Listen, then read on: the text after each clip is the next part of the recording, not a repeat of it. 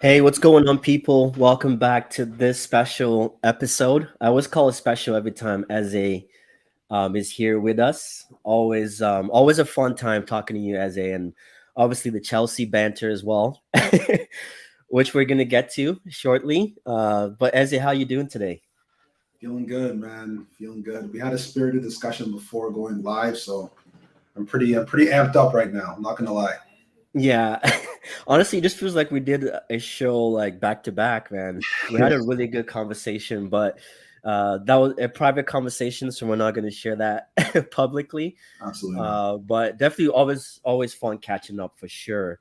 Yeah. But obviously, we said we were going to bring you the show because the transfer market is officially closed, and obviously, the likes of Chelsea were pretty busy. It looks like you guys had that briefcase full of cash. You guys were basically going around to every club and saying, "Hey, who wants this money? Who wants this money?" Because you guys were linked to everybody, man. You guys, at some point, I lost count.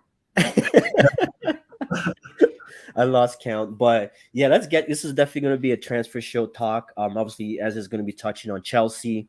Obviously, evaluating your transfer window. Us, obviously, as a Manchester United fan myself, we just locked in on Antony, so from Ajax, so pretty pumped about that, and obviously 3 wins on the bounce. You can't not talk about that too. So definitely looking forward to the show, and yeah, so let's get started. Obviously, this transfer window is officially closed, so now we can definitely rate individual teams transfer window. So yeah, I know last time we spoke, you had a few signings that you were hoping to come in through the door, but obviously did not happen. So yeah, just tell me, man. Obviously, Aubameyang was pretty last minute, Yeah. and then you guys also got what's his name, the defender, We got Wesley Fafana. And Fofana, yeah, from Leicester City as well. So yeah, yeah. yeah. So So how I, you feeling about these the signings? I feel really good. I feel fantastic actually. I'm looking at the list on my right here. It looks like a total of about 230 million pounds. So that's what I'm seeing, I which think is you guys paid the most. You guys spent the most this transfer yeah. market. I think it also might also be a record in the Premier League as well too. Just Oh spent wow, money, man, loving it. So this a is what lot I of have. pressure on your manager now. A lot of pressure. I know. I think he's up for it. But this is what I have. I have Wesley Fofana from Leicester City, Mark Cucurella, Raheem Sterling, Kalidou Koulibaly, Carney Chukwuemeka, Aubameyang, Gabriel Solina, and then Zakaria from Juventus as well too on a loan fee. Oh yeah, Zakaria. Yes, that was Yeah, also yeah, confirmed. and then we end up sending back. We sold Emerson. We loaned Ethan Ampadu. I believe we're loaning Batshuayi, and then Baba Rahman and Matt Miaz got contracts were terminated, and we also sold Timo Werner and loaned Romelu Lukaku as well too. So yeah, Yeah, a lot of in and outs. Yeah, but I feel good about it. Long story short, I feel good about it.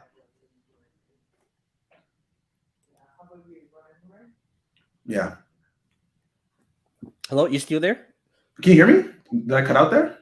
Yeah, you cut out there for a bit. I'm not sure if it's my it Oh, might be whoops. my connection, but I think you're good there. Okay. Okay, I'm So you good. say you're okay.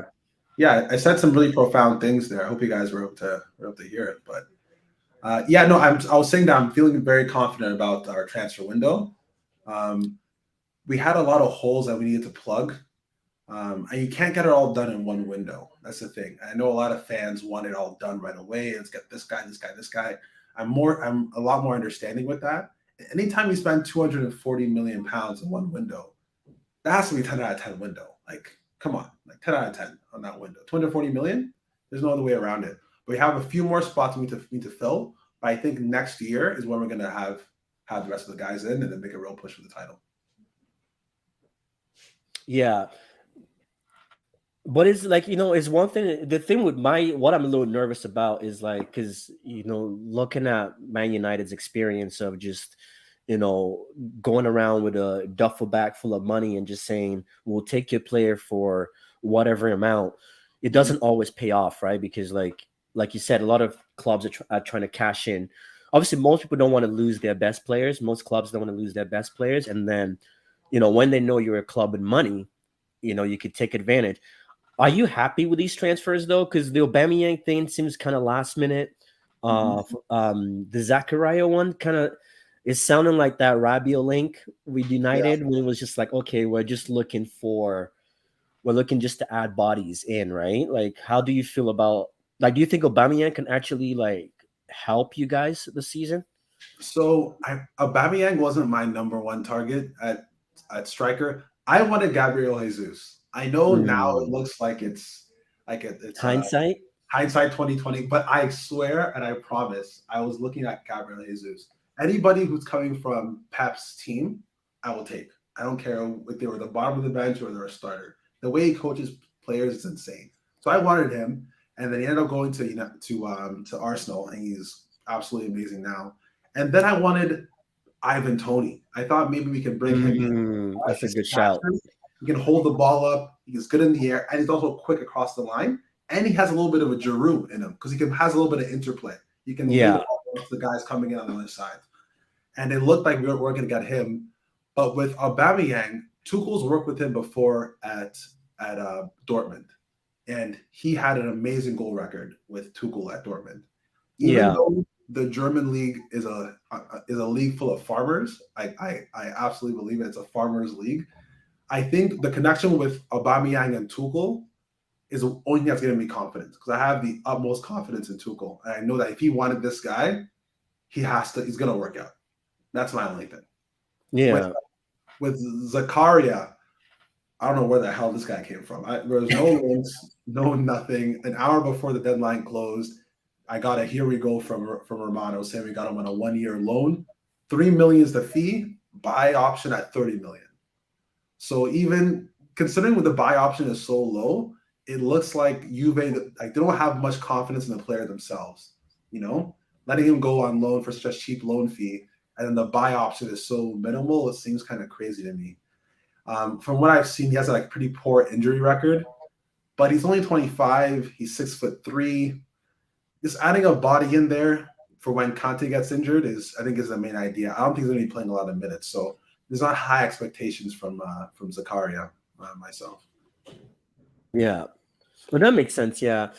I don't know. The Aubameyang one is, I'm actually interested to see. I think from a Chelsea standpoint, it's more of, does he fit into your system, right? Because Mhm. Chelsea, you're still lacking playmakers. Like, you guys haven't really changed in midfield much.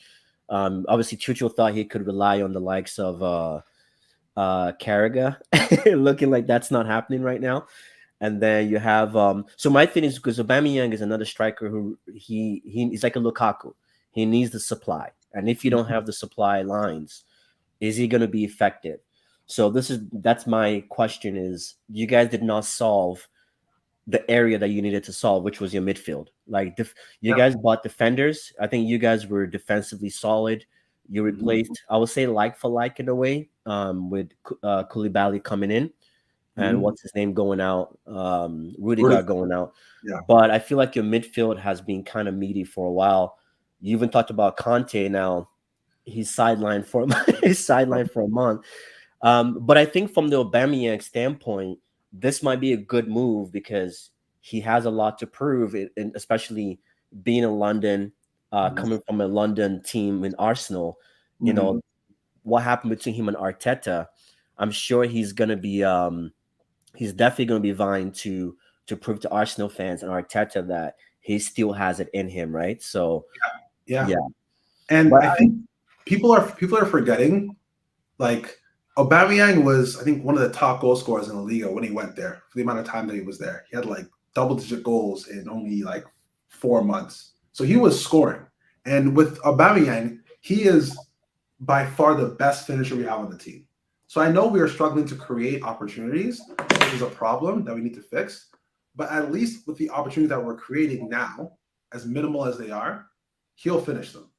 yeah, Unlike Havertz, he'll just be running around aimlessly on the left, on the right. The ball will come into the middle of the box for a free header. It goes over the top. At least with Alba, if he gets into position, he'll score. So that kind of checks off one thing off the list. We still have a lot of issues creating, especially from the midfield.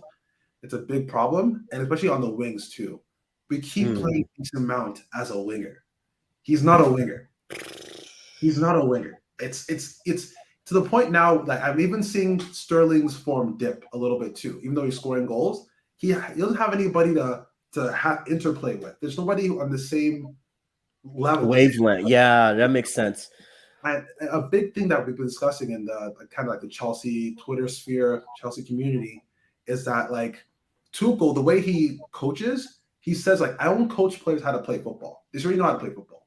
You already know. You've been here for this long. You know how to play football. He has a structure, and it's very defensively orientated. With the three at the back and the two fullbacks pushing forward, and then the pivot in the middle. Right. The structure is for us to play the ball from the back and bring the ball into the attacking areas, right? Where around that box. When the players around that box, it's up to you now. It's up to you. Use your creativity, use your skill, use your insight to create chances inside the box. Because he brought you from the kickoff from the goalkeeper all the way to the goal. That's for you to kind of figure out, right? Because like he can't teach people how to do a step over and okay, lean to the left, come back to the right, shoot it with your left foot. That's not what his job is. You know, I don't know if there's any coach that actually coaches that, right? So we need creativity in those areas. And with Auba, he's not very creative. He won't take players on in that sense. He'll just finish goals. And with us, with Mason Mount there and Havertz there, they're not going to create many opportunities. But the ones that we do create, I'm hopeful that Auba will be able to finish. Yeah, you know what? It kind of makes sense because you talked about Ivan Toney as well, right? I think he would have played a better role than Auba there, right? Because like Sterling came from a City team that's used to the give and goes. Like 90% of their goals come in the box, right? Yes. So he's used to that give and go, run through the channels. And I think Ivan Toney could have given you that. Another player that I think I was actually, when you guys got rumored with him, I was actually pretty like, oh wow, I want to see this guy at a bigger team. Is Zaha, Wilfried Zaha. I know a lot of United fans do not rate him like that, but I think there's a player in there, man. This guy, like obviously it could be the same impact as, you know, Grealish going to City, being the, you know, the one man going from the one man show to having to play with a team. But I think Wilfried Zaha has enough EPL experience. He still looks like somebody who is hungry, especially if you're performing in week out for Crystal Palace, right? Yeah. There's still a drive in there that he has. And I think for me, over with United, like Ivan Toney and Zaha were the two guys. I was like, let's go get these guys. Like even if they don't have to play week in, week out. Because like you said, the striker market right now is kind of meaty. It's not that great. So if you have those kind of players that you can go and snatch them up, then why not? So what would you so obviously you had a positive reaction when I mentioned Zaha, but is that somebody that you would have liked to take or you'd have liked to have taken? I would have loved Zaha. I think I'm getting a little bit more jaded in my opinions of some of these players. I need, for the most part, Premier League proven guys. In the past, I never really understood this whole Premier League proven. He hasn't done it in the English Premier League. He hasn't done it in Stoke City on a cold day, all that garbage. I never believed in it, but now I really do, because there is a real difference in the style of play that they play in France or in Italy or in Germany that is like completely foreign to the way we play here. For example, with Timo Werner, we just sold him back to Leipzig. The first game he came back, he scored a goal from outside the box, curled one top corner, and then 2 games later, he scored a hat-trick in the first half. In the first half. This guy could have hit the broadside of the barn in the Premier League, but he goes to the Bundesliga and he's already taken off. The quality in these other leagues, it doesn't measure up to the Premier League. So when you have a guy like Zaha on the last year of his contract, who is begging and screaming, clawing against the walls to leave and go get a bigger challenge, and he scores day in and day out. Like he had double-digit goals last season. He has 3 goals already this season. It's an easy slam dunk. Go get him, put him in the team, and he'll perform because he's already done it in this league already. Same thing with Ivan Toney, right? He came from the championship, dragged that team from the championship, kicking and screaming, did it pretty much on his own, brought into the Premier League, and now they're stable in the Premier League too. Yeah, and he's a huge threat, and he's a huge threat as well. He's holding people up, pulls them up with his back, brings the ball down on his chest, lays it off, makes a run into the box. That's perfect, you know. Yeah. And if you surround a guy like him with creative players, it'd be fantastic. I really wanted to see Zaha and Sterling. I want to see how them link up because they're both so creative. You know, Zaha has a lot of take-ons in the Premier League. I think he's like top 10 in take-ons. Yeah, and take-ons. Yeah. You know, like in those kind of teams, especially when you're playing teams that play with a low block, you need somebody to beat their man and create, chaos in the box. You know what I mean? Like, Yeah. so you can't keep passing around and around and circling back because Mason Mount can't receive the ball and turn. Like those kind of guys Yeah. that you need like often. You know, so I was really excited with those links. But it came so late in the deadline that there's no way Vieira would have let Zaha go this late in the deadline. It was Although have there as Eze, man. That's so. So speaking of, my namesake.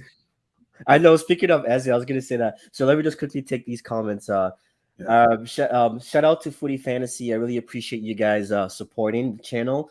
And guys, those of you that are watching, please subscribe to Footy Fantasy on YouTube as well. That's another great football channel. So they say shout out to J Socials and Eze. Let me see if them kind of go based on the comments here. So Juve are trying to rip y'all off. They got him for 5 from Leverkusen. Okay. Who is this? Who is he talking about here? Talking about Zakaria.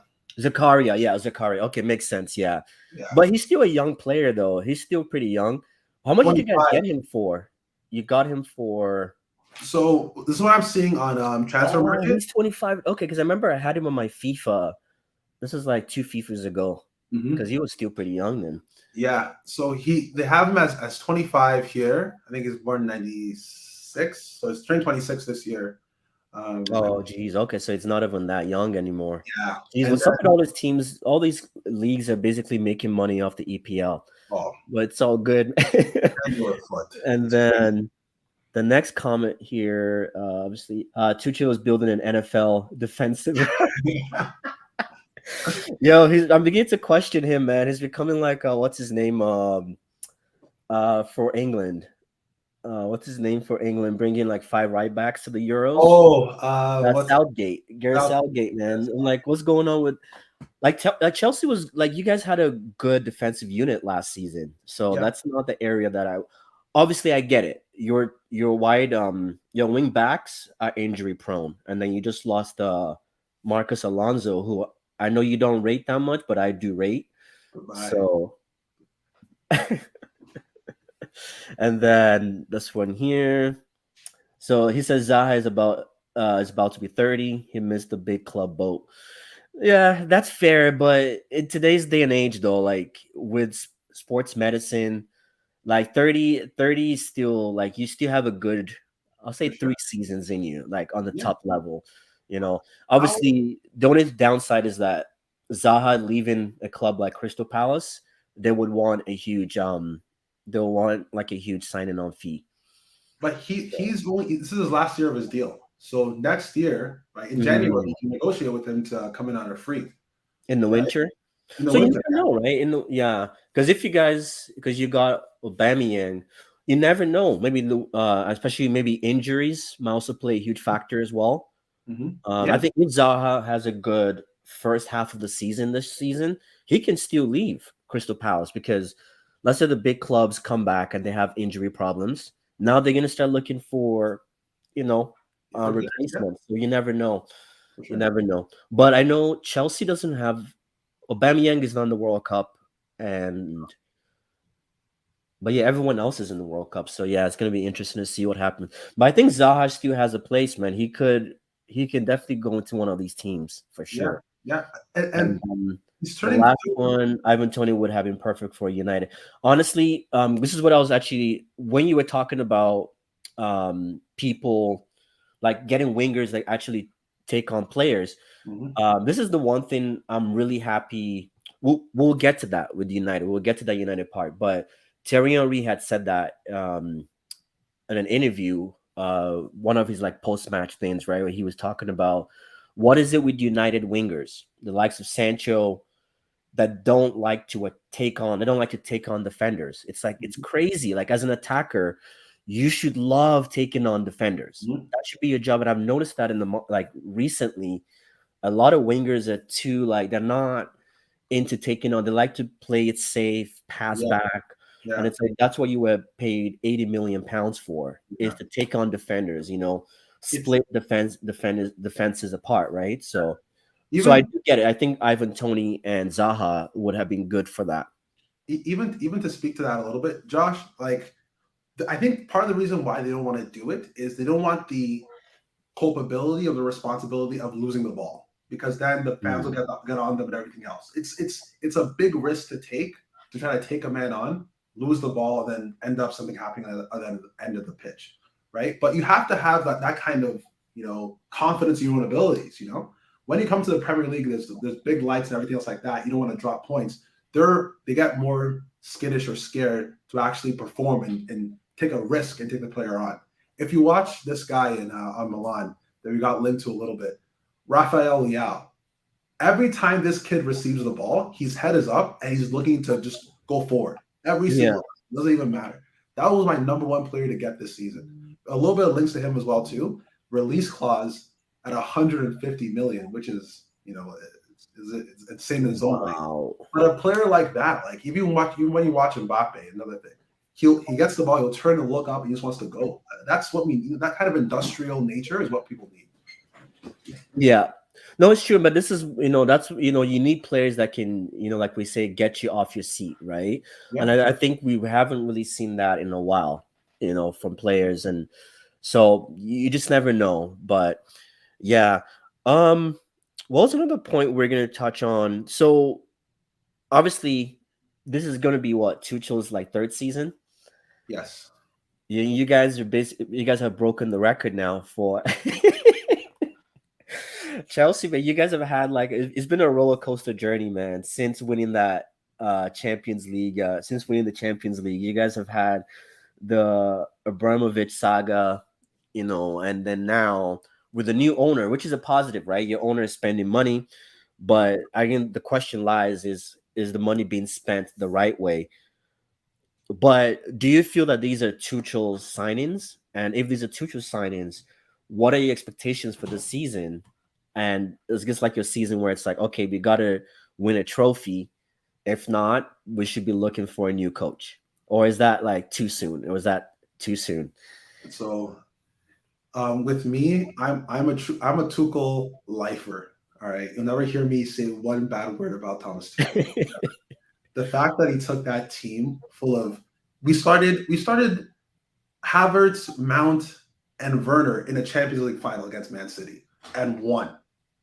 That in and of itself is insane. You know what I mean? That should be like he should go to on the Mount Rushmore of coaches just for doing that. Right? Especially against the City team that was well Yeah, engined, well oiled, and whatever they call it, insane. machine, right? City had like a record margin for points gap in the Premier League. They like it was them at 100 something points, and then second place team was like way behind. It was crazy. Yeah. So I'm Tuchel all the way in. 100%. These are all Tuchel signings. We don't have a director of football at the moment, so Todd Bowley is the interim director of football, and he knows nothing about football at all. So he's been relying on Tuchel a lot, and Tuchel has said so even in interviews as well too. He's been saying, yeah, he's been in these meetings and these calls with Bowley when he's figuring out what kind of targets to go after. All of these targets are Tuchel targets.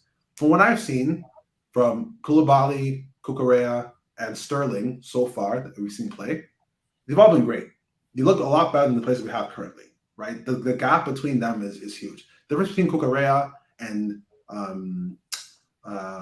what's that guy? Chilwell, it seems like a pretty big gap. The difference between Koulibaly and let's say Chaloba, big gap. The difference between Sterling and Havertz or Sterling and Mount is a massive gap. Yeah. Right? So I like the signings. And even if we don't win anything this year, I'm going to be content. I'm fine. As long as we keep top four, it's okay with me. I think the next year, the year after, is when we're going to see the actual pressure applied to Tuchel. I think he's very understanding of the situation. We were almost in administration last year. Like we were going through hell on earth, and we still got third. So I think he's wrapped up enough confidence in the fans, I think, and in the owner as well too, for him to be okay, even if we don't win anything this year. Yeah, I guess that is fair. That is fair. And like the EPL is such a I think now fans, if you're not the likes of City, Mhm. I think you're just happy for your team to play some good football. A big tough four, Honest- because to be Honestly, honest, like we could all come out here and say, "Oh, our team needs to win the league," but it's just like, it's like the EPL is, I would say, is the most competitive league, but it's a two horse race at the end of the day, right? When we really deep it in, I know there's a lot of competition among teams and all that, but at the end of for the last how many seasons, it's been Liverpool City. Well, City being a dominant favorite, but it's still been Liverpool City, and then everybody else is just fighting to make Europe. So I think that's a fair analysis, right? Like you said, you guys have gone through a lot. Just you're not knowing who the owner was going to be, where you guys still going to be a club. Those there's a huge it plays a huge role, right? But I think the only worry I have is the amount of money you guys have spent, and I feel you guys haven't really bought players that are gonna carry you guys for the next. You know how like when you spend money and it's like, okay, this is a team that we're building for the next 2 to 3 seasons, right? And then hopefully by next season you're gonna start seeing that team come into shape, right? I yeah. just feel like you guys are just buying players like stopgaps for the time being, right? Like, and then hopefully, but to be fair, the way I look at it, Chelsea has never really been a building team, right? You guys have always just gone to the market, bought the players that win you stuff now, right? So we'll see. I think only time will tell on that. Yeah, yeah, that's fair.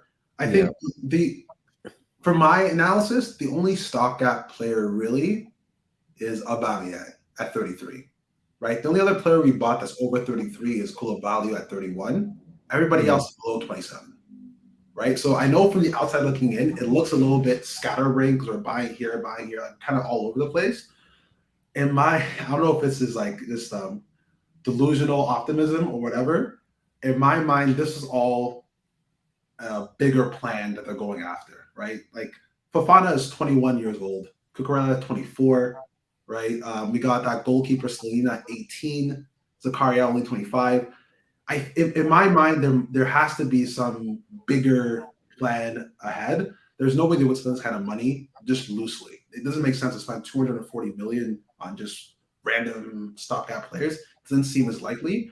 And with that being said, Todd Bowley, when he took over the LA Dodgers, they won the World Series in like 3 years, and he spent Yeah. money from day one till now. He doesn't stop spending, right? So that's what gets me really excited about the entire project. You know what I mean? So I think within the next 2 years, we might see a whole brand new starting lineup within the guys that we have here. I think Mount's going to be out of here. Havertz needs to get the hell out of here. Jorginho is even worse than Havertz. Um, Mendy, what the hell's going on? Are you watching Mendy, Josh? So that was gonna be my last question, was to talk about obviously your upcoming game, your last game, and then to talk about Mendy. How obviously I've been gassing Mendy up the last 2 seasons, but how are you feeling about him now? It blows my mind. I don't understand. So, just for people listening, right? We already played. I can't remember what team it was now, but I think it was the third game of the season. He's trying to play the ball out of the back and try to nutmeg. I don't know what kind of skill move he's trying to pull off there in front of his own goal. Loses the ball and we got scored on, and it completely changed the whole tide of the game. We lost that game because of Mendy. Now on Tuesday, right? Where who did we play? We played Southampton or whatever. He gets beat at his near post again for like the third time Yeah. in like 5 games. Near post again. It's the closest one to you. I don't understand why this keeps happening. I'm watching other people's games. I'm not seeing the same thing happen at all. You know what I mean? It's getting crazy. And even on Could it be cross, like he's getting used to your center backs? Because I know obviously you have, because you're not, because you're still now center backs are sorry, your center backs are basically new, right? When you think about it, like he hasn't. Chili Bally only came last season, but he didn't play. He wasn't first team, and then Chaloba, sorry, Chaloba? yeah, was he Oh first yeah, team last? yeah. Was So Chilibali? Chaloba came last season. Yeah, you're right. Yeah, Yeah, he wasn't first team last season, and then now you have Koulibaly, who is yeah. coming to replace Rudiger, right? So it's, I think maybe he might still be getting it's like, it's like with United, like De Gea was doing the dumbest things, and then the last how many 2 or 3 games that we've had the Mhm. pairing of Varane and Martinez, all of Mhm. a sudden De Gea is looking like a better goalkeeper all of a sudden in how many games, right?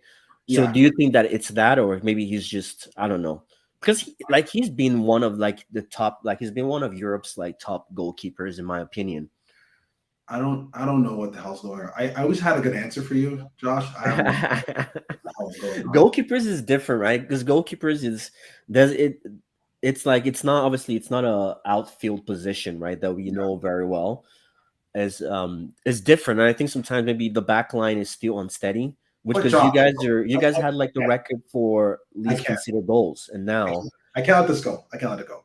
It's the near post, though, Josh. I would understand if it was something else. Okay, let's say on corners he's not commanding the box because he doesn't know whether or not his center back is going to attack the ball or not. Okay, fine. That's whatever. Shots on your near post is a shot on your near post, no matter who's in front of you. Like yeah, that can't like that's why I only have one pet peeve with goalkeepers, and it's that you can't get beat at your near post because like what are we doing? you What are have we to, doing? yeah, like that's where you really use your body, right? You cover Yeah, that it's a angle. shortest, Yeah, shortest distance between you and the post. It's right here, and it's shots coming right at you. Right, you got your body in front of it. It's just the easiest thing. yeah. He's not making these crazy De Gea saves like he was in 2018. That's fine, but that's the bare minimum. I feel if you can't do that, then it gets a little bit hairy. Maybe you guys need to bring Keppa back in. Oh, Is it on loan now, or is he? nobody wanted him. Maybe he neneeds competition, man. We tried to load him. Nobody called. Nobody called our phone. So It kept. I can't remember last time Kepa, like I watched him play, except for, was it the finals he played last year? Well, he came on for the penalties, but I honestly can't remember the last time I watched him like play a um, full game. But could he be that bad though? Like, yeah, I feel like fans have amnesia sometimes. I remember Kepa. I remember him. I remember when Aguero stopped his penalty and it rolled past him into the net, and Aguero was like, "Oh, what the hell? Oh, I'll take it." I yeah. swear. No, No, he's Kepa, yeah, and then it's like, yeah, Kepa's, but he's always had like, I won't say attitude issues though, but yeah, you can always tell there's always been something up there not right with him. yeah, he has So feelings. yeah, obviously you guys have an upcoming fixture with yeah, the Southampton game. Yeah, how did you feel about that, and how are you feeling for going into the West Ham game? Because that's not going to be easy. West Yeah, Ham is never an easy fixture, especially with the transfer market that they had, the transfer window they yeah, had. very good transfer market. Yeah. Speaking on the Sutton game, yeah, we scored the first goal. Sterling looked good, and then they started to kind of attack us and pressure us a little bit more. We're missing a lot of players. I don't want to. I don't want to be the excuse person, but we were playing. Who were we playing in the middle? We were playing Jorginho and then Mount and then Loftus Cheek. Jorginho was awful. Jorginho gets run past every single game, and we are so meek. We have so little reinforcements in the midfield that we have to keep playing him. If you watch those games, like it looks like somebody like brought their dad onto the pitch and they're trying to play with kids. Like he looks like if he just walk right past them all the time. So as soon as we went a goal up, they came back near post on Kepa, of course. Whatever else is new, and then they scored another one before halftime, and the team just looked defeated. We just looked out of sorts, and then yeah, it wasn't ideal. I don't get too mad about these games in the beginning of the season. I know I only really focus on the table after December. That's when we really know what time it is. Because even last year we were top of the league, tied with Liverpool, right? We had like 15 points in out of 5 games, right? Like Yeah, earlier part of the last season, and we know how that whole thing kind of ended. So I'm not too concerned right mm. now. I'm okay with. But is any like warning signs that makes you feel like top four? Because when you look at your competition, right, you look Yeah, at the likes of, well, Liverpool isn't doing so well, but you never write Liverpool off, right? Like it's one of those like, so you have obviously City is City, then yeah, you have like so Liverpool, you have Tottenham that is doing really well right now. mhm, You've got Arsenal doing really well. They haven't lost a single game. yeah, Well, I can add United to that mix in the sense of we have 3 wins on the bounce. So Look at you. Look at you. so I'm just saying, when you have this competition, is any like signs, any red flags that kind of, or is anything that you feel like, okay, this is not looking good for the season? And obviously it's still early doors, right? We have the World Cup, I'm sure there's going to be plenty of injuries to teams and stuff. Yeah. But is there anything that in terms of your in-game play management from the coach that's making you feel like, I don't think we have enough to challenge? Yeah. Or you still feel confident? Yeah, I think I'm a little bit crazy myself too. I'm just delusionally optimistic. I'm confident in Tuchel. I know what he can do. We came third last season, even though we had no business being third. We were in the Champions League quarterfinals, even though I had no business being in there either. We went to how many finals? Went to FA Cup final, the League Cup final, won the Club World Cup. All things we have no business being in based on our own team, right? I think given the fact that we have Tuchel and some of these new signings, I think we're going to be okay. The issue is just that in the middle is what's causing our issues because we have Jorginho and we have Loftus-Cheek. As soon as Kante gets fit again and Kovacic gets fit, and if he can stay healthy, hopefully, we're going to be okay. And our form's going to kind of start to produce because I think Tuchel's too good of a manager to have this whole thing go too crazy. Yeah, so I'm not too concerned. I think top 4 is more than realistic. One of these teams, like, there's no way. There's only so many points you can have, right? Not Tottenham, Arsenal, United, West Ham. They all can't get 80 points. It's impossible, right? They have to play. You know what I mean? So you guys will all cannibalize one another as you always do. I think based on our team structure, the way we defend, I think we're more geared to playing teams like yourselves as opposed to the bottom half of the league. You know, yeah. So those fixtures start popping up. We're going to start picking up results, and I think top 4 is definitely feasible for us. Yeah, you're right. I think it's gonna be a closer fight, like closer competition. This season, I think it's gonna be like, and that's Liverpool included. Yeah. I think you know how like Chelsea has kind of had that like third spot, like just guaranteed. Yeah. Mm-hmm. I don't think that's gonna be it this season. I think there's gonna be, like you said, it's gonna be upsets. I honestly believe it could be like that COVID year. You know, that COVID year where like everything was just, anything bad that could happen just happened, and it was just like, okay. So I think that's what's going to happen this season is just teams that don't have too much squad depth. Like I think Arsenal, for example, their one injury, Jesus getting injured, and they're back to the team from last season, like literally. Yeah. So I know did they officially sign Arthur? I know he was being linked, but I don't know if they officially signed him yet. That's another like, okay, you're just bringing somebody, just bodies, right, at that point too. So it's gonna be interesting. Same with like Tottenham seems like a team that can survive it just because like they have the likes of Son, who has not even kicked into gear yet. You know, Hurricane is still trying to find his feet. So I think they still have players that still need to show up that haven't shown up yet. So it's going to be a tricky one, which kind of brings me, actually, you never, what's your predictions for West Ham, the West Ham game? Oh, sorry. I missed that part. I think it'll be 1-1. Yeah. Would you like to see Aubameyang start and all these guys start? Like, how are you looking to set up? So yeah, with the Aubameyang piece, I think you heard about the whole robbery situation. Yeah, in his house. So yeah, he probably is not even ready to play. Yeah, he said he hurt his jaw, broke his jaw, something like that. I forgot about that. Oh, geez, man. Yeah, which is terrible. I don't know how these things are happening. You know, it's awful to have to go through that. But so it won't be him. I'm hoping we play Armando Broja up top, Sterling on the left, and Pulisic on the right. Wing backs will be Cucurella and Reece James. In the middle, hopefully, Kovacic is good to play 90 minutes because we're going to need him. We'll play Kovacic, and unfortunately, we have to play Jorginho. And then in the back, I think Fofana is good to go. So we'll play Fofana at right center back, Thiago Silva in the middle, Koulibaly on the left, and then we'll play Mendy's corpse at goalkeeper. This is funny. Oh my god! You never know, man. I think maybe these. Who knows? Tuchel has probably talked to him and said, "Hey, man, we can't keep these."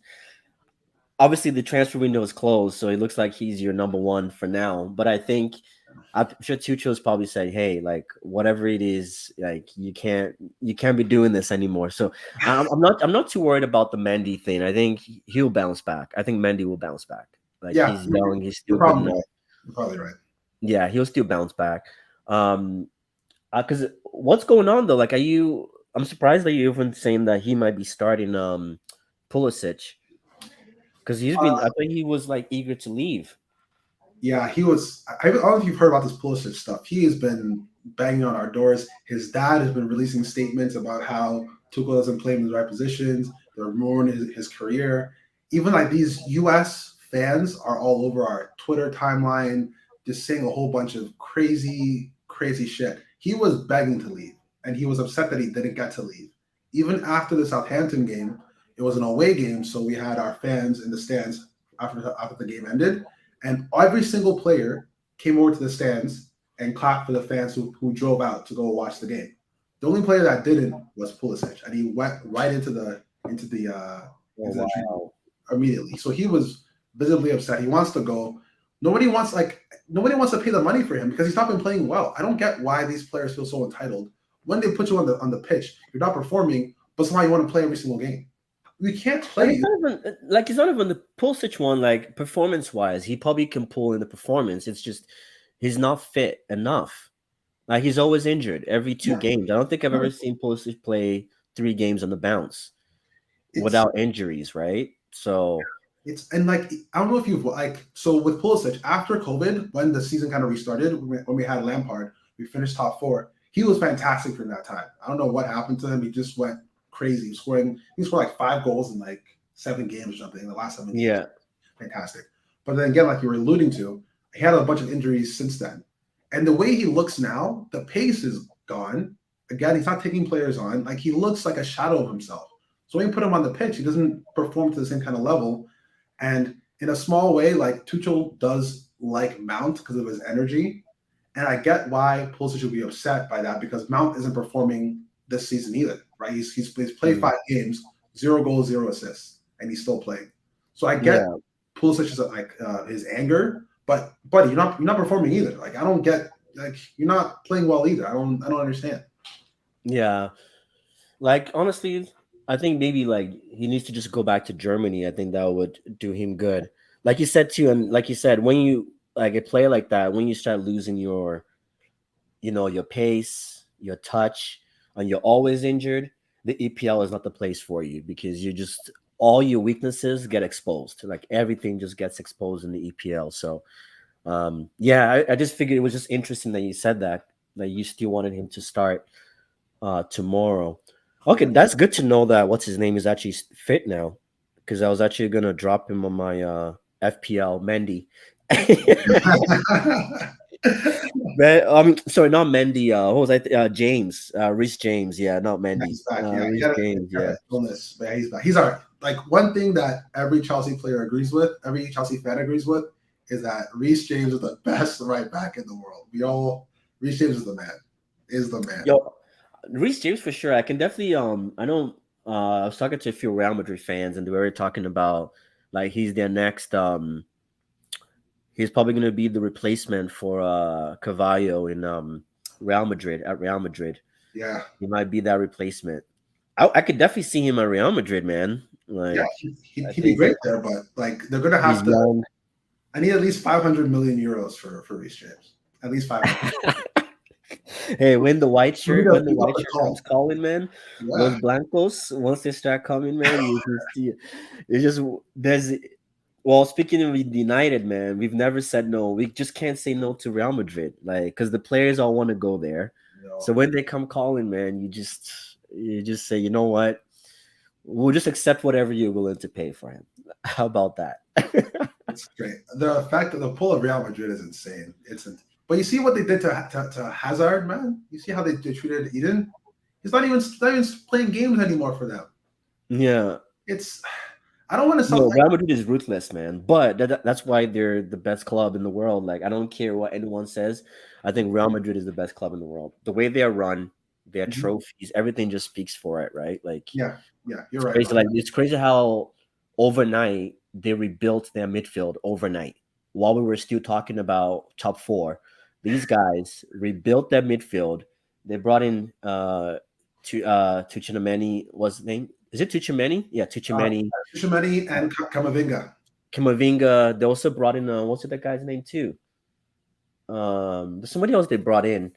Mm. Other than Alaba, they brought in Alaba. Like all these guys, I'm like, whoa. Alaba can also play like right wing if you wanted to, like mid. Like I'm like, okay.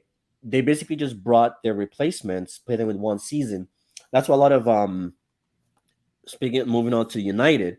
Yep. That's why a lot of the United Real Madrid fans were kind of, I won't say upset, but they felt like Casemiro could have stayed one more season, right? To kind of train the young talents that they just brought into the club, right? And then that way it will be a nice progression for the likes of Casemiro and Modric to leave the club, right? Or Yeah. Cruz. So yeah, Real Madrid, man, like Florentino Perez, I wish he was running my club, man. I really do wish he was. But yeah, what is your take on the Antony transfer? How you feeling about that? I thought maybe that would be a point that you would have raised as to why you didn't think Chelsea would finish top four. Oh. That's a good one. That was a good one. Anthony. So to be fair, I don't know much about the player myself. I don't watch a lot of Dutch league football, but I know Ajax. They produce good players in Ajax. They always have. You're right. They always will. But with Anthony, I don't want to comment on the price tag because we spent our fair share of doing this, so I can't really speak on that. I like what he does. He's an actual right winger, so I guess him on one side, Sancho on the other side, and Martial or Rashford through the middle, or CR7 as well too. For me, it's a wait and see situation because if I'm reading correctly, he had 4-2 last season in that Eredivisie, 4 goals, 2 assists, right? Yeah. So I don't know, like what's his productivity going to look like in the Premier League? Because he's a slighter player, shorter player, skinnier, fast, technical, takes people on. But I wonder how he's going to perform. So I don't really know too much on that one. Yeah. I know this season he scored a bit more goals. I think he had a hat trick in the last game or something. Oh, this okay. Yeah. But I think it's more about I think it's like you said, we can't really use price tag to judge it, right? Because at the end of the day, the players don't make up the price, right? It's Yeah. between the clubs and whatnot, and it's just the state of the market of nature. But I think in terms of, I can only think about what a player individually brings to the team, right? Mm-hmm. I'm not expecting him to score goals like 10 goals a season, or I would expect that eventually. Even though he's still quite young, I would expect that he will be scoring more goals eventually once we create a fluid enough system Mm-hmm. that caters to him and the likes of Sancho. Like we've already seen Sancho scoring goals, right? Like he scored preseason, he scored 2 already this season. So I think those goals will come in. I think what he brings to our team is just more of an outlet. I think kind of like what I said with what Thierry Henry said, where the likes of Rashford, the likes of Sancho, they just don't take on players, and it's nice to see a winger that can come in that is energetic. He's not scared to take on the players. Like you can even see with the likes of Malasia on our wing, I'm sorry, on the left wing, how more active we are moving forward, right? Because he's tenacious, he's in defenders' faces, he's running up the field. Yeah. And Yeah. I think we need something on the right hand side. We already got Dallo doing well already. Like Dallo has really improved his game, but we now need that person that can overlap with Dallo, Mm-hmm. which we've lacked for so long. Like the likes of Wan-Bissaka always looked like he was tripping over the ball, like it just did not look right, and he was never overlapping, right? So all we just need is someone who can deliver crosses into the box, somebody who can stretch the pitch. And one thing I like about him too, he's not necessarily your typical cut and shoot. He can do both, cut and shoot, and he can also stretch the pitch as well. So he can stretch the sidelines, which is what I love. Like the David Beckhams of the world, where they can run down that flank, and then because the wingers that can do that, they create problems for the defenders, right? Because now your defenders get stretched. Yeah. So now they have to worry about the person on the flank, and then when you have the likes of Bruno, Ericsson running in the middle channels, and they've also got Sancho to worry about on the other wing. It gives us opportunities. It opens a lot of windows that we never had before. When you had the likes of Sancho and Rashford just passing it back all the time, it made defenders defenses more compact and made it easy to defend because we had to play around them. Versus now we have different options to play through them, around them as well. So that's what I'm really excited about. I'm not worried about the price tag.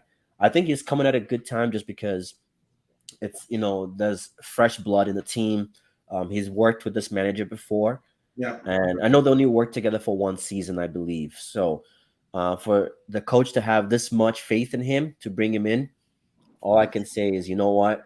I'm excited. I'm excited to see what I think he can only add to our team. For sure. For sure. Yeah. I can completely agree. Only add to it. So and you don't want them to be beholden to the price tag itself. It has nothing to do with him at all. And yeah, you guys need quality on that side of the pitch, so it makes sense. I like the buy, and I like having those kind of players in the EPL. I like to watch those kind of players. Yeah. So exactly like we said, like we haven't seen those players in a while that gets you off your feet, or when like I was watching ESPN FC and they talked about that, and it's like he's one of those players that when nothing is working for you, like the passing, you've tried everything, you need a player that can just unlock the defense. It's a moment of brilliance, like Eden Hazard at Chelsea, right? Like there were days where you guys heard huffed and puffed, nothing happened, and then Eden Hazard just showed up with a moment of brilliance. I know, coming from a United fan, we keep talking now. The moment of brilliance has kind of died in the water because under Ole, that was pretty much every game was a moment of brilliance. Yeah, but it's nice to have those kind of players that have it in their locker, because you're always going to need that. Like even Chelsea, I mean, the likes of City, there's certain games they need that kind of player to come off the bench or to just unlock something out of nowhere, right? So yeah, so that's what I'm happy about too. And I think he's a better version than Ilanga. And I know a lot of United fans do not rate Ilanga and do not like Ilanga, but I like Ilanga. Like he's not the finished product, and I don't think he should be starting week in, week out. But he's the only winger we have that actually is willing to take on defenders. Yeah. Like Liverpool, pretty much all the fouls were coming from his side. Like he was taking on defenders like Robertson was on strings. You know what I mean? Like over in the last game, I think Ilanga, maybe because he's younger, he's still trying to prove himself, but he's the only winger that we have right now that is showing me something, that is showing me that he's eager, he's hungry, he's trying to assist, he's trying to score goals, he's trying to cross. So if you can get an Antony that is but more experienced than an Ilanga and better than Ilanga, I'll take that all day.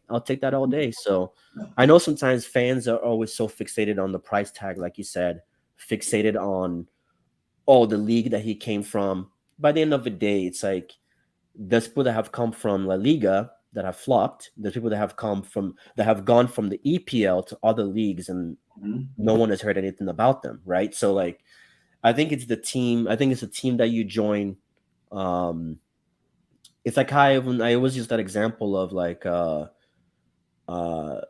Luis Diaz, right? Luis Diaz from like Liverpool. Everyone, Kulusevski that went to Spurs. Everyone was like, "Oh, United could have got him. Like, why didn't we go for him?" I'm like, they wouldn't have been the players that they are now if they went to United last season or 2 seasons ago under Ole, because they would have probably just joined a system that was not working, and then they would have just looked like a bad player, right? But versus they went to systems that worked for them in the likes of Tottenham, the likes of Liverpool. So for me, I don't focus too much on the price tag. I focus on, does this player fit the system that we're trying to play? I think he does. Yeah. I think he fits that. So yeah. And I wanted to ask you, since we're talking before we wrap up here,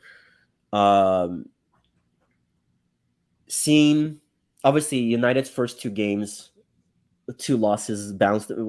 Everything. There was fire in the mountain, fire on the hills.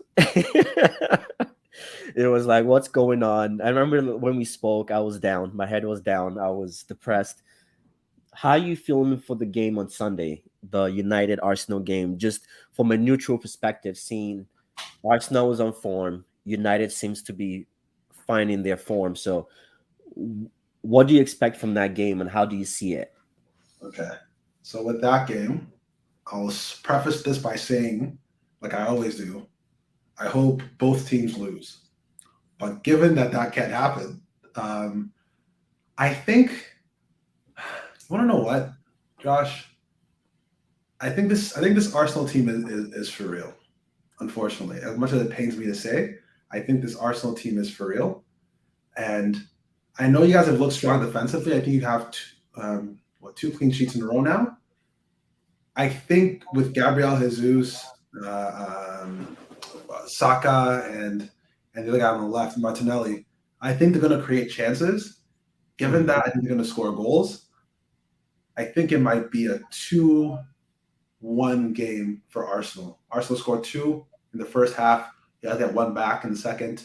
You pour it on towards the end of the game, but you weren't able to find the breakthrough to get the draw. Arsenal win 2-1. Final score. Is this in London or is this in Manchester?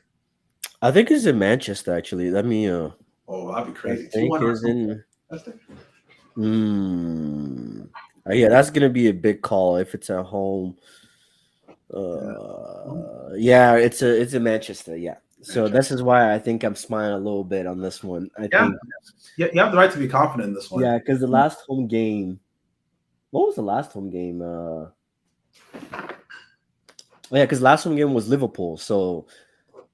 Yeah, I think so. Home fans they're expecting another performance like Liverpool, right? So because the last 2 wins have been on the road. Yeah. So yeah, I definitely see what you're saying. I think Arsenal was a team that's serious. Like I said, they're an injury away from becoming Arsenal from last season, which was still not a bad Arsenal. Let's not get it twisted. Yep. It's a tricky one. Like I would say if we still had the defense of Shaw and Maguire and Wan-Bissaka, then yes, I would give you that. I could see it being a stalemate. I could see a 1-1 or a 0-0 game. Like that. I think so, because when I look at the worst in the last couple of seasons, we've seen the worst Arsenal teams and United teams play, and nothing really has happened. So I'm just thinking now that both teams are in form, I think it's going to be one of those games where both teams say, you know what, we're going to play it as safe as we can. But if one nicks a goal, we're nicking a goal. Because I think both teams don't want to lose right now, because I think it will derail the momentum that both teams have built. But the one thing Saka hasn't been playing well. And who is on Malacia versus, is it Saka? That's gonna be a good matchup, man. And then you got Martinez. I don't know. I think Saka is gonna have a long day. I think Martinez is gonna be on what's his name? Martinelli? Jesus. Yeah. I don't know, man. Seeing those two guys, like Varane has been looking silky lately. He's been looking like his Real Madrid himself, like especially in the last game. He looked like Varane from Real Madrid. Dalot has been doing his thing on that wing. So I think Dalot can keep Martinelli quiet, and I think we have enough. I think our defense right now is good enough to keep Arsenal's strike force quiet. I honestly think so. This is a little bit of like a non sequitur. I just saw this on Twitter. Yeah. So this is from Pierre-Emerick Aubameyang. He says, this is quotes, Evening Standard. When I was at Arsenal, I was always envisioning myself following the same path as Ashley Cole, Cesc Fabregas, and Giroud to become a winner one day. I'm so happy to join Chelsea. What a diss. That's crazy. Wow. This guy's already throwing shots, eh? I love it. I freaking He love didn't it. get enough shots to the head. He's already to his jaw. He's Too soon. Hey, but too someone soon. got hit in the jaw, man. He's saying a lot. He's saying a That's lot for someone who got hit hilarious. in the jaw. He said, "I But want to be a winner." Oh man, that's awesome. I love that's that. crazy, man. But like Aubameyang has always been that guy, man. He's always Oh, like, yeah, But even like in the documentary, like the All or Nothing, you don't see him too much, so you could already tell that there was a lot going on yeah, man. between him and Arteta, right? Yeah, yeah. Uh, That's just so funny. so yeah. He's playing into it. You can tell. It's Oh hilarious. yeah, he definitely is. He definitely is. That's freaking Now awesome. that all that's left for him to do is Arsenal versus Chelsea. Actually, Chelsea versus Arsenal. Actually, no. Let's make it Arsenal versus Chelsea at the Emirates. The Emirates. He scores and does a backflip. Put on the Batman Or mask. maybe he might even add the Lingard moonwalk to Uh, it, they and then would. that would be game over, man. Like I, that I would be think. I think if he he does would. that, they would storm the pitch. They would storm the pitch and get a news and hang up or something. It would be crazy. Yeah, Google Maps better not find his home, bro. Like I Google know. Maps better not locate his home because That'd be crazy. Oh it would man. be chaos in London for sure. It would be chaos. But yeah, I think that's my predictions, man, for tomorrow. I mean, Sunday's game. I think that's the Yeah. biggest game this weekend. Obviously, you've got the Liverpool, the Merseyside derby as well. Yeah. Liverpool versus Everton. So that's going to be a good one. Actually, not a good one. I think there's not much to talk about that one. I think that might be another Bournemouth kind of trashing because Everton is, man, they're struggling right now. So I don't think it's going to be much of a Merseyside derby. Then it's just going to be Yeah. damage limitations on the Everton side. I think Yeah. personally, I think so too. I think so too. yeah. But yeah, man, it's definitely been fun. Uh, yeah, it's definitely been fun, man. Obviously, we had to catch up on this because we wanted to wait till the transfer window was closed to. But just last question while we're at it. Last question. Who would you say had the best transfer window? Good question, actually. Just as Premier League teams. Yeah, I guess yeah. Like since we're focused on EPL, yeah, let's yeah. News. Well, apart from that, I don't even know who else really did much business except for I guess the maybe. Italian clubs got a lot of loans deals in. Yeah, Barcelona did a lot of business. Oh So yeah, Barcelona. Yeah, that's a whole different. I don't know if theirs was actually a transfer window or a survival window. that was. Side note, I'm going to answer your question, but side note, I am convinced that there's some illegal activity going on at Barcelona. It doesn't add up to me. It doesn't make sense. Why Where? Frankie De Jong is taking less money to play on the bench rather than leave, get a signing bonus, the 17 million that he's owed, and have more money and be starting for United or Chelsea. It doesn't make sense. You know, it's like he took us like De Jong took a salary cut. Then Belly took a salary cut. Rafinha took less money than what we were offering him to go there. PK took a salary cut.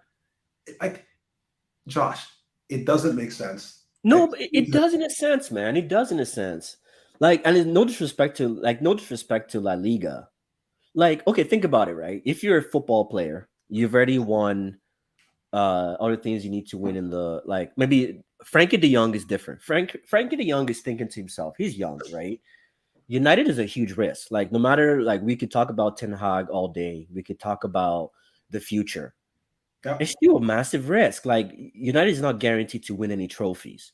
Versus with Barcelona, your stock is still up. The fact that you're at Barcelona, your stock is still up because they're not one of those teams that kills talents per se. So teams are always going to want players from Barcelona. Teams are not always going to want players from Manchester United, the current Manchester United. And too, as a player, when you're thinking, where are you more likely to win trophies? At Barcelona or an English top four flight club? Probably Barcelona. Yeah. Exactly. Like Barcelona, you're pretty much guaranteed Champions League at Barcelona. You're not. Like, look at United. We're fighting for top four. Like, you know what I mean? That's our like literally if you're not City, your goal is top four. Yeah. Like, I don't care. You might have all the goals in the world. You might have a Leicester City year or or a Blackburn year, but those years happen so far in between, Yeah, yeah. right? So it's like, so I see it from a player's perspective. Why would they come to cold Manchester? London is an amazing city, so I give London that. But why would you come to cold Manchester in a club that you're not sure where they're headed? Yeah, they have a good coach now. They seem to be doing good things, but there's still no plan, right? So I get it. Barcelona in 2 seasons, all this risk that Barcelona took right now can pay off in 2 seasons. Paid off because they just have to go far in Champions League. They get, I think, is 100 million just by hitting the quarterfinals of Champions League. They have every chance to win the league in La Liga, especially with, you know what I mean. Yeah. So 2-3 seasons, they're back on top. These players are celebrating with champagne. They don't have to worry about we have to beat City every season. You know what I mean? I, So I I, get it. I get it. I see both sides to it, man. I get what you're saying. Completely disagree. Completely Yeah. disagree. Did not change my mind, no matter who says it. I love you, but I don't care. So right. So if you were De Jong, you Yeah. would leave your 17 million that's owed to you, go to a team that's not challenging for anything at the moment. Mhm. Cold, rainy Manchester United. I mean, rainy Manchester. When you can be in Barcelona, earning what you're earning, you're still gonna get paid your 17 million that you're owed. Yes, you might not get game time. So what? Like, is De Jong? He'll figure it out. Okay, so let me answer that. This is the facts as I know them, right? So I don't know for definite. This is what I understand based on what's been reported via Twitter, right? Yeah. So De Jong said he doesn't want to leave, but he doesn't want to take a salary cut, right? That's what he said. Chelsea offered to pay the 17 million deferred wages, right? And then offered him increased wages on what he's making right now to come to Chelsea, right? Instead, he's choosing to stay in a club that had to sell off their TV rights, whatever else rights, to suits in New York, right? Seems like these big hedge funds take a 50% wage reduction, no guarantees getting that 17 million that he's owed, and then play from the bench and have Gavi start over him, somebody who's not even 20 years old yet. Yeah. For the future. And on top of that, Xavi has said in interviews, he said, like, this is what's going on. I want to play Gavi with Pedri. De Jong has to fit in times at center back or whenever else. That's what he said. He said he wants to keep him, of course, yeah, but like his minutes aren't guaranteed. I didn't know. Okay, I didn't know that part that Chelsea had offered him that much. I knew there were rumors with him and Chelsea, but I thought it was kind of like the same rumors with Ronaldo going to Chelsea. Yeah. Or Ronaldo going to City back, like I thought it was one of those rumors where Chelsea's looking into it, but you also got to understand too I think it was more of if I'm not going to United, why am I just gonna force a move to Chelsea? Like, you know what I mean? Like, I don't think Chelsea was ever on his radar as a club to go to. This is just me being. I see what you're saying. I see what you're saying. This might just be me just saying, you know what? Maybe he thought about it. It's like it would be kind of weird, like turning down the manager who made his career to all of a sudden going to an unknown Chelsea club that, who knows? Maybe like the same time next year he's struggling looking for a new club, or Tuchel's gone, or you know what I mean? Because let's not get it twisted. Like Chelsea is also not a stable club right now, with a lot of things going on, right? Like you said, that's fair. That's provides so much. I think, but we all know too, man. Like we know how guys are, right? We know, man. His girlfriend or his wife wants to stay in Spain, so yeah. A lot of times some men make decisions based on their. Josh, one more thing. Yeah. Also, need to keep in mind that this is even like speculation. They said that they're going to take him to court over the salary thing. Barcelona threatened him as well too. That's public knowledge as well, right? They were saying that the contract that he currently has, which was given to him by the previous president, was illegal or involved illegal activity. Oh yeah, because of the legal stuff that the other president was doing, right? Yeah. So even to add more fuel to the flame, they threatened legal action against this guy. What else do you want to, Josh? There's no world in which this happens that Chelsea would be a better scenario than this other club. On top of that, they're in financial disarray. They've sold rights to 50% of their TV for the next, I don't know how many years, that are indebted to the people in New York for, right? Like, if you put it all on it's like what's the thing called a pros and cons list or something like that, right? Yeah. You wrote down the pros versus the cons for Chelsea, United, and Barca. Barca should be last on this list, but I feel as though there's something going on because it doesn't make sense to me at least, and no one can ever change my mind on that one. Yeah. I'm standing firm on You're that. right, man. Like sometimes you could just be, you know what, the wife doesn't want to leave Spain. She needs that tan. She needs that. She needs that skin glow, man. She needs to maintain her skin. So trust me, man. There's so many reasons as to why these players. Yeah, but I get you, man. But the De Jong thing, I'm like, it's whatever, man. Like I wasn't even that hyped up for him, to be honest. Like he didn't pull up trees in La Liga. I don't know why everyone just thought that he was gonna just solve our problems at United. So it's just like maybe Chelsea might have needed him a bit more too, in a sense. Like, but I don't know. It's a weird one. It definitely is. Like I don't know the full story behind it. Hopefully, maybe one day we'll find out. It's just like how one day we'll find out about this Donny van der Beek situation. Why this guy just can't seem to get game time no matter what. Like we've had 3 coaches now. It's bizarre, man. It's bizarre. Anyway, it's crazy because when Donny comes on, I see what he does to deserve playing time. So I really don't understand like we said, man. There's so much politics that goes on behind the scenes that we're just not privy to, right? And it might come out in one documentary or in a book later, years down the road, as to why he didn't leave or why he decided to stay at Barcelona, 5th spot. So, yeah. I don't know. Barcelona is going to be interesting, man. Like I think what Barcelona is doing right now. If an English team did that, they would not even survive the season, man. Like, can you imagine trying to put all your eggs into one season? Yeah, like at that point, you're talking about a top 6 race, and you're trying to take that kind of risk. Yeah, that's too much, man. At least in Spain, they have it's a 3-legged race, right?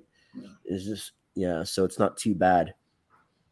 So, but yeah, man, definitely been fun. Did you have any last things to add? No, I think I've said my piece. Yeah, so now it's just a season. Now it's just we embrace ourselves for the L's and the wins and losses. We embrace ourselves for wins and losses for sure. Absolutely. Yeah. So, but now it's gonna be the World Cup in 2 months, man. Actually, 2 or 3 months. So looking forward, excited about that too. So, yeah. But yeah, definitely been fun. For those of you that tuned in, I really appreciate it. Those of you left a comment, please continue to like, share, subscribe, and till next time, man. We'll be back. Obviously, I'll be back this weekend again. Actually, sorry, on either Sunday or Monday, given my post-match review for the Arsenal Manchester United game at Old Trafford this weekend. So I actually might bring in Arsenal people. I don't know yet, but we'll see how that goes. But till next time, guys, I appreciate it.